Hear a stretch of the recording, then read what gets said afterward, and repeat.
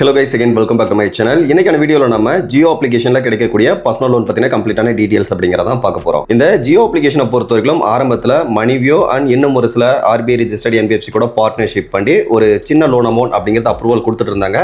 அதுக்கப்புறம் கொஞ்ச நாள் போக போக இந்த பர்சனல் லோன் ஆப்ஷன் அப்படிங்கறதை எடுத்துட்டாங்க. அதுக்கப்புறமா இப்போ ரீசன்ட் டைம்ல இவங்க வந்து செக்யூர்டு லோன் அப்படிங்கிற மாதிரி கொடுக்க ஆரம்பிச்சிட்டாங்க. சோ செக்யூர்டு லோன் அப்படின்னு பார்க்க ப்ராப்பர்ட்டி லோன் அப்படிங்கறதும் இருந்தது. இதை தவிர்த்து ரொம்ப முக்கியமா மியூச்சுவல் ஃபண்ட் அண்ட் நீங்க ஏதாவது ஸ்டாக் பை பண்ணிருந்தீங்க அப்படின்னா அந்த மியூச்சுவல் ஃபண்ட் அண்ட் ஸ்டாக்ஸ் வந்து பிளட்ஜ் பண்ணி அந்த வேல்யூல கிட்டத்தட்ட ஒரு 90% ஆஃப் அமௌண்ட் வந்து பர்சனல் லோனா இவங்க கொடுத்துட்டு இருந்தாங்க. பட் கண்டிப்பா அதுக்கு நீங்க மியூச்சுவல் ஃபண்ட்லயோ ஸ்டாக்ஸ்லயோ இன்வெஸ்ட்மெண்ட் பண்ணிருக்கணும். அப்படி பண்ணிருந்தா மட்டும்தான் பர்சனல் லோன் அப்படிங்கிறது கிடைக்கிற மாதிரி இருந்தது. பட் இப்போ அந்த ஆப்ஷனுக்கு பதிலா இப்போ நார்மலா நம்ம மற்ற அப்ளிகேஷன் அப்ளை பண்ற மாதிரி ரெகுலரான பர்சனல் லோனுக்கு எப்படி அப்ளை பண்ணுவோமோ அந்த மாதிரியான ஒரு பர்சனல் லோன் ஆப்ஷன் அப்படிங்கிறது எடுத்துட்டு வந்திருக்காங்க. ஸோ இன்னைக்கான வீடியோல அதை பத்தின கம்ப்ளீட்டான டீடைல்ஸ் அப்படிங்கிறதான் பார்க்க போறோம். சேம் டைம் இந்த இன்ஃபர்மேஷனை பார்க்கறதுக்கு முன்னாடி நீங்க ரொம்ப இம்பார்ட்டண்டா தெரிஞ்சுக்க வேண்டியது நம்ம ஃபினான்ஷியல் அட்வைசர் கிடையாது. சோ நம்ம பார்க்கக்கூடிய இந்த கம்ப்ளீட்டான விஷயங்கள் அப்படிங்கிறதும் only for educational and informational purpose மட்டும்தான். இதை ரொம்ப கேர்ஃபுல்லா நோட் பண்ணிக்கங்க. ஓகே கேஸ், இப்போ நீங்க பிளே ஸ்டோர்ல விசிட் பண்ணி ஜியோ அப்படின்னு டைப் பண்ணீங்க அப்படின்னா உங்களுக்கு இந்த மாதிரி ரெண்டு அப்ளிகேஷன் அப்படிங்கிறது ஷோ ஆகும். ரெண்டுலயுமே ஃபினான்ஸ் அப்படிங்கிற ஆப்ஷன் கொடுத்துருப்பாங்க.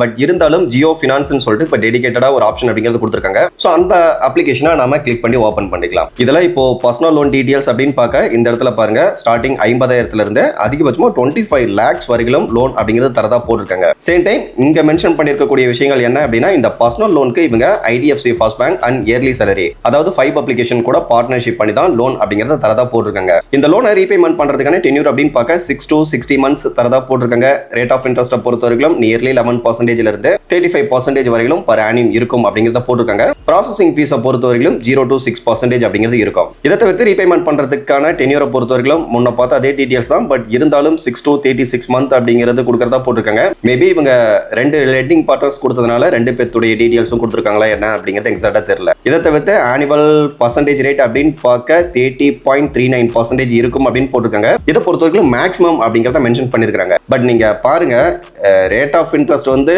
35% அப்படிங்கிறது அதிகபட்சமா இருக்குமா, ஆனா ஆனுவல் பர்சன்டேஜ் வந்து 30.39% அப்படிங்கிறதா இருக்கும். ஸோ இவங்க வந்து ரொம்பவே பாப்புலரான அண்ட் ட்ரஸ்டடா இருக்கக்கூடிய ஒரு நிறுவனம். இப்படி இருந்துகிட்டு இந்த அளவுக்கு ஒரு டீடைல்ஸ் மிஸ்டேக் பண்ணிருக்காங்க அப்படிங்கிறது அன்எக்ஸ்பெக்டட் தான். ஓகே, இப்போ இதை தவிர்த்து இவங்க வழங்கக்கூடிய மற்ற லோன் டீடைல்ஸ் என்ன ஏது அப்படிங்கிறத பார்க்கலாம். இதை தவிர்த்து கீழே இவங்க வழங்கக்கூடிய லோன் பத்தின ஒரு சின்ன எக்ஸ்பிளனேஷன் அப்படிங்கிறதும் கொடுத்துருக்காங்க. அதுக்கும் கீழே பாருங்க, இந்த இன்ட்ரெஸ்ட் ரேட், ப்ராசஸிங் ஃபீஸ், இந்த விஷயங்கள் எல்லாமே ஒவ்வொரு ப்ராடக்ட்டை பொறுத்தும் வேரி ஆகும் அப்படிங்கிறத போட்டிருக்காங்க. இதை தவிர்த்து இவங்க டைரக்டா லோன் அப்படிங்கிறது கொடுக்கறது கிடையாது. அதுக்கு பதிலாக RBI registered bank or finance கூட பார்ட்னர்ஷிப் பண்ணி தான் லோன் அப்படிங்கிறத கொடுக்கறதா போட்டிருக்காங்க. ஸோ ஜியோ ஃபினான்ஸ் அப்படிங்கிறவங்க டைரக்டா லோன் கொடுக்கல, அவங்க மற்ற RBI registered bank and finance கூட பார்ட்னர்ஷிப் பண்ணி தான் லோன் அப்படிங்கிறத கொடுக்கறதா தெளிவா போட்டிருக்காங்க. ஓகே கேஸ், இப்போ நீங்க ஜியோ ஃபினான்ஸ் அப்ளிகேஷனை ஓபன் பண்ணீங்க அப்படின்னா உங்களுக்கான இன்டர்ஃபேஸ் அப்படிங்கிறது இந்த மாதிரி தான் இருக்கும். இதுல லைட்டா கீழே ஸ்க்ரோல் டவுன் பண்ணீங்க அப்படின்னா லோன்ஸ் அப்படின்னு சொல்லிட்டு ஒரு ஆப்ஷன் கொடுத்திருப்பாங்க. ஜஸ்ட் அதை கிளிக் பண்ணிக்கங்க. இப்போ இந்த இடத்துல பாருங்க, பர்சனல் லோன் மார்க்கெட் பிளேஸ் அப்படிங்கறத கொடுத்திருக்காங்க. ஸோ அந்த மார்க்கெட் பிளேஸ் அப்படின்னா ஒன்றும் கிடையாது, இவங்க லோன் கொடுக்க மாட்டாங்க, மற்ற RBI ரெஜிஸ்டர்ட் NBFC கூட பார்ட்னர்ஷிப் பண்ணி லோன் அப்படிங்கிறது கொடுப்பாங்க. ஸோ டைரக்டா இவங்க லோன் கொடுக்க மாட்டாங்க. ஸோ அந்த மாதிரியான ஒரு இடம் அப்படிங்கிறதா மார்க்கெட் பிளேஸ். ஸோ அந்த விதத்தில் இந்த ஜியோ ஃபினான்ஸ் அப்படிங்கிறவங்க ஒரு மார்க்கெட் பிளேஸ் அப்படிங்கிறத தெளிவாக போட்டிருக்காங்க. இப்போ ஜஸ்ட் நம்ம கிளிக் பண்ணிக்கலாம். ஓகே, இப்போ வந்து பார்த்தீங்கன்னா டிஜிட்டலான ஆன்போர்டிங் இருக்கும், குயிக்காகவே லோனை டிஸ்பர்சல் பண்ணிக்க முடியும் அப்படிங்கிறத போட்டிருக்காங்க. சேம் டைம் லோன் ஒருவேளை இதில் டிஸ்பர்சல் ஆனது அப்படின்னா 4000 ஜியோ பாயிண்ட்ஸ் அப்படிங்கிறது கிடைக்கும் அப்படிங்கிறத போட்டிருக்காங்க. பட் எனக்கு அந்த பாயிண்ட்ஸை எப்படி யூஸ் பண்ணுறதுங்கிறதெல்லாம் தெரியாது. இதை தவிர்த்து இன்ட்ரெஸ்ட் ரேட்டை பொறுத்தவரைக்கும் பெஸ்ட்டாக கிடைக்கும், டிரான்ஸ்பரண்டான ப்ராசஸ் இருக்கும் அப்படிங்கிறத போட்டிருக்காங்க. சேம் டைம் நீங்கள் லோனை ஆன் டைமில் ரீபேமெண்ட் பண்ணுறீங்க அப்படின்னா உங்களுடைய கிரெடிட் ஸ்கோர் அப்படிங்கிறது இம்ப்ரூவ் ஆகும். அது உங்களுடைய ஃபியூச்சர் லோனுக்கு ரொம்ப பெஸ்டா இருக்கும் அப்படிங்கறத போட்டுருக்காங்க. சேம் டைம் ஃபிளெக்சிபிளான டென்யூர் கிடைக்கும் அப்படிங்கறத போட்டுருக்காங்க. அந்த விதத்துல 12 to 84 months அப்படிங்கிறது ரீபேமெண்ட் டென்யூர் கிடைக்கும் அப்படிங்கறதையும் போட்டுருக்காங்க. டைரக்டா உங்களுடைய பேங்க் அக்கவுண்ட்ல லோன் அமௌண்ட் டிஸ்பர்சல் ஆகிரும். ஒன்ஸ் ப்ராசஸை கம்ப்ளீட் பண்ணிட்டோம் அப்படின்னா 24 to 48 hours அதாவது ஒரு நாள்ல இருந்து 2 நாளைக்குள்ள லோன் அமௌண்ட் பேங்க்ல கிரெடிட் ஆகிரும் அப்படிங்கறதையும் போட்டுருக்காங்க. இதை தவிர்த்து கம்ப்ளீட்டாவே ஒரு பேப்பர்லெஸ் ப்ராசஸ் அப்படிங்கறதையும் போட்டுருக்காங்க. அதுக்கு கீழே பாருங்க, இந்த இடத்துல லெண்டிங் பார்ட்னர்ஸ் அப்படின்னு பார்க்க நிறைய பேர் இருக்காங்க. அதாவது பஜாஜ் ஃபினான்ஸ் இருக்காங்க, ஆதித்யா பிர்லா கேபிட்டல் இருக்காங்க, IDFC ஃபர்ஸ்ட் பேங்க் இருக்காங்க, கிஸ்த் இருக்காங்க, கிரேசி பி அதாவது கிரெடிட் பி இருக்காங்க, ரெஸ்போ இது வந்து ஜைப் அப்ளிகேஷன் தானே. ஸோ ஜைப் அப்ளிகேஷனும் இருக்காங்க, இன்கிரெடிட் ஃபினான்ஸ் இருக்காங்க, ஃபைபர் இருக்காங்க. ஸோ இவங்க கூடலாம் பார்ட்னர்ஷிப் பண்ணி தான் ஜியோ ஃபினான்ஸ் வந்து பர்சனல் லோன் அப்படிங்கிறத கொடுத்துருக்காங்க. இதில் கவனிக்க வேண்டிய விஷயம் என்ன அப்படின்னு கேட்டிங்கன்னா, பஜாஜ் ஃபினான்ஸாக இருக்கட்டும், கிஸ்தா இருக்கட்டும், ஜைப்பு, இவங்கெல்லாம் பார்த்தீங்கன்னா நான் சேலரிடு பர்சன், அதாவது செல்ஃப் எம்ப்ளாய்டு பர்சனுக்கும் லோன் அப்படிங்கிறது கொடுப்பாங்க. இதை தவிர்த்து ஆதித்யா பிர்லா கேபிட்டலை பொறுத்தவரைக்கும் கொஞ்சம் அதிகப்படியான அமௌண்ட் லோன் அப்படிங்கிறது கிடைக்கும். பட் சேலரிடு பர்சனாக இருந்தால் தான், நல்ல ப்ரொஃபைல் கிரெடிட் ப்ரொஃபைல் வச்சிருந்தா தான் அப்ரூவல் கொடுப்பாங்க.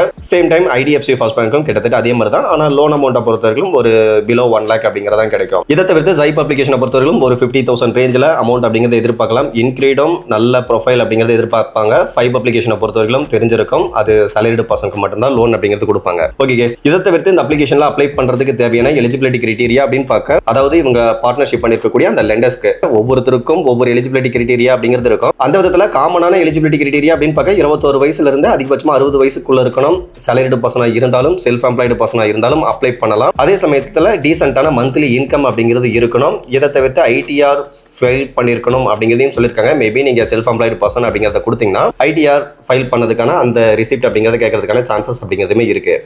இதை தவிர்த்து ஒரு ஸ்டேபிளான கிரெடிட் ஸ்கோர் இருக்கணும் அப்படிங்கிறதையும் போட்டிருக்காங்க. இதை தவிர்த்து தேவைப்படக்கூடிய டாக்குமெண்ட்ஸ் அப்படின்னு பார்க்க Aadhaar card, pan card, bank account details, then proof of income அதையும் சப்மிட் பண்ணணும். ஸோ ப்ரூஃப் ஆஃப் இன்கம்ல தான் உங்களுடைய பேங்க் ஸ்டேட்மெண்ட் அப்படி இல்லைனா ஐடிஆர் காப்பி அப்படிங்கிறது கேட்கறதுக்கான சான்சஸ் இருக்கு. ஸோ இந்த எலிஜிபிலிட்டி அண்ட் ரெக்யூர்ட் டாக்குமெண்ட்ஸை பொறுத்தவரையிலும் ஒவ்வொரு லெண்டர்ஸை பொறுத்தும் மாறுபடும். அதையும் கேர்ஃபுல்லாக கவனிச்சுக்கோங்க. ஸோ ஓவராலா ஜியோ ஃபினான்ஸ்ல வழங்கக்கூடிய பர்சனல் லோன் அப்படிங்கிறது இந்த மாதிரி தான் இவங்க கொடுத்துட்டு இருக்காங்க. ஸோ லோன் டீடைல்ஸ் அப்படிங்கிறது இவங்களுடைய பிளே ஸ்டோர் டிஸ்கிரிப்ஷன்ல பார்த்துருந்தோம். Eligibility criteria and required documents பத்தின டீடைல்ஸ் அப்படிங்கிறதையுமே கம்ப்ளீட்டா பார்த்தாச்சு.